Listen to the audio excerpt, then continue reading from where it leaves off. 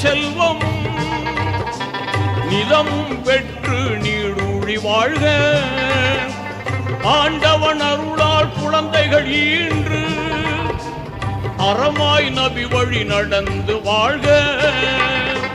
வல்லவன் அருளால் நல்லறம் பேணி, வல்லவன் அருளால் நல்லறம் பேணி வாழ்க வாழ்கவே வாழ்கவே. வளமாய் நலமாய் மணமக்கள் நூறாண்டு